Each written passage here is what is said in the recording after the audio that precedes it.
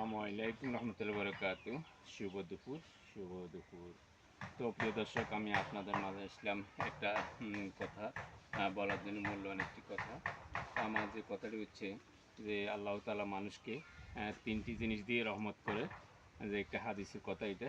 যে হাদিসটি লিখছিলেন ইমাম গাজ্জালী তাআলা আনহু রাদিয়াল্লাহু তাআলা আনহু লিখেছিলেন যে ওই হাদিসটির মধ্যে যা আমি আমার বান্দাদেরকে তিনটি জিনিস দিয়ে রহমত দিয়ে আবৃষ্ট করে রেখেছি। তো সেটি হচ্ছে তিনটি রহমতের মধ্যে একটি রহমত হচ্ছে যে আপনার মানুষ মারা গেলে মৃত মানুষকে কবর দেওয়ার জন্য আল্লাহ তাআলা একটা রহমত দিয়ে একটা মানুষকে উসিলা করে দিয়ে দিয়েছেন।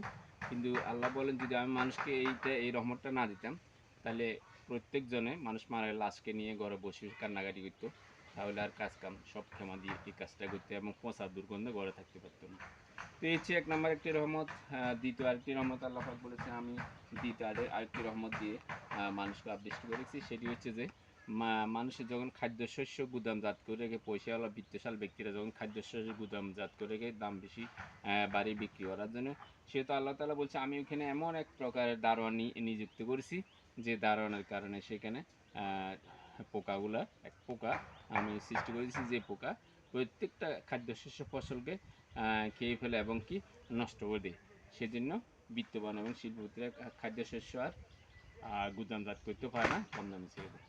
তৃতীয় নম্বর রহমত আবৃষ্টি করছি, মানুষ যখন বেশিরভাগ চিন্তাযুক্ত অবস্থা থাকে, তখন আমি মানুষকে একটা রহমত দিয়ে দিয়েছি, যে কোনো লোক যদি হঠাৎ চিন্তায় মগ্ন হয়ে থাকে, তখন তার সামনে আমি হঠাৎ আরেক ব্যক্তিকে তার সামনে নিয়ে দিই, যে কিরে কী কী ব্যাপার, তুই হঠাৎ করে কী এত চিন্তা ভাবনা করছিস, বিভিন্ন কথা কৌশল দিয়ে তার চিন্তাটা দূর করে দেয়।